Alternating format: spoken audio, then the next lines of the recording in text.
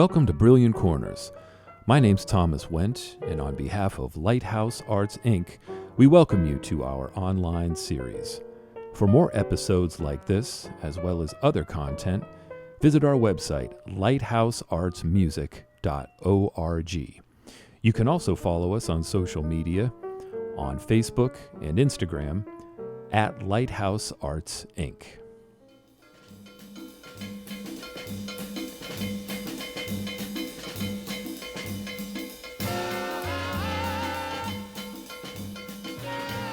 When you hear Max Roach play the drums, you're not just hearing one of the great innovators of the American drum set, you're hearing the struggle that Black Americans have been engaged in now for over 400 years. Today we'll be focusing in on an essential part of Max Roach's career, the years 1960 through 1962.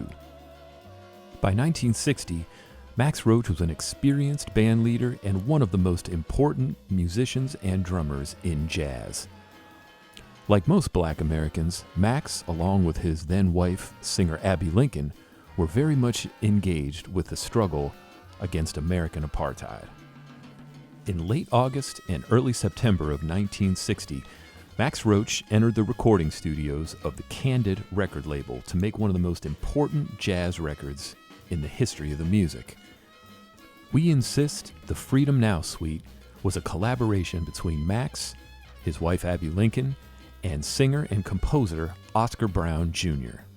The cover of this album depicts one of the lunch counter sit-ins, which began in February of 1960 in Greensboro, North Carolina. Young Black students throughout the South were sitting down at segregated lunch counters and demanding service.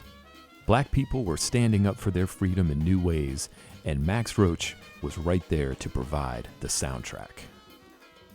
This album features Booker Little on trumpet, just over a year before his untimely passing, trombonist Julian Priester, tenor saxophonists Walter Benton, and the great Coleman Hawkins. James Schenck was the bassist, along with the great Michael Olatunji on congas, Ray Montilla, and Thomas Duvall on auxiliary percussion, and of course, Max's wife Abbey on the vocals.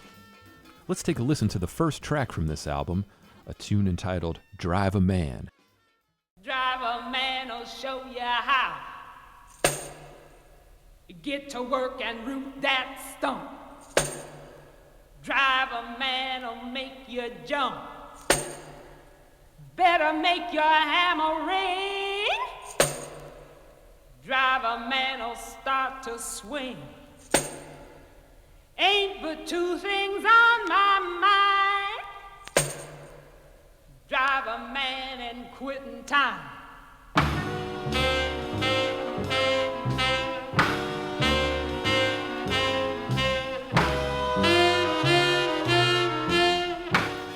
Now, Max Roach and Abbey Lincoln were not the only jazz musicians involved in the civil rights movement of this era. Indeed, many top jazz musicians would be featured during rallies held by groups like the Southern Christian Leadership Conference, SCLC, and CORE, the Congress on Racial Equality. They would almost always have jazz musicians performing during their events. Let's take a listen to the third track from this album, a composition by Max Roach entitled Triptych. It's divided into three parts: prayer, protest, and peace. This piece serves to link the struggles of Black Americans to that of South Africans. Check this out.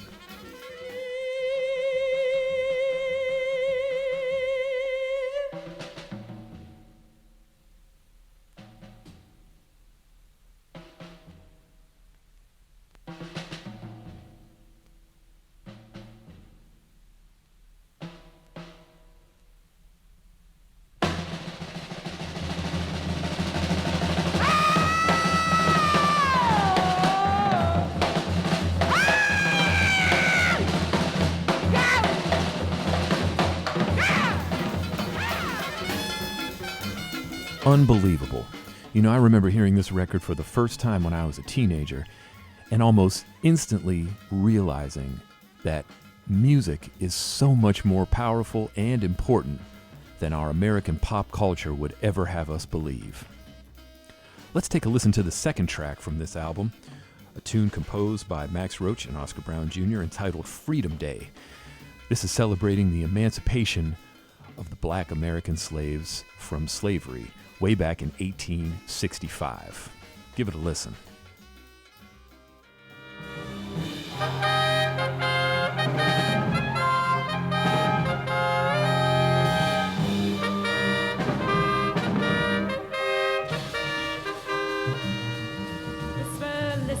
Whisper, listen, whisper, say we're free.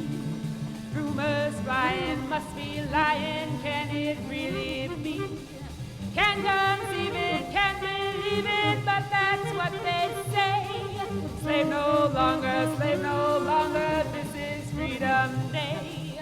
Freedom Day, it's Freedom Day. Throw those shackling chains away.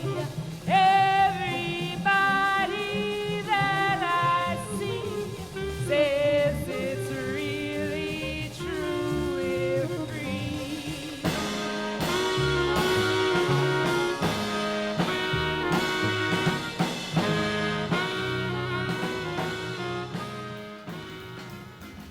It took a tremendous amount of courage to write and record an album like this during this time. I think it's evidence that Max Roach truly understood that his role was going to be so much more than just being a great drummer. He was going to be an artist that would work to change the society in which he was living. Both Max Roach and Abbey Lincoln had a lot more to say during this period in their careers. Be sure to check out part 2 of this series, where we'll explore 2 more albums of theirs from this era. There's more to come.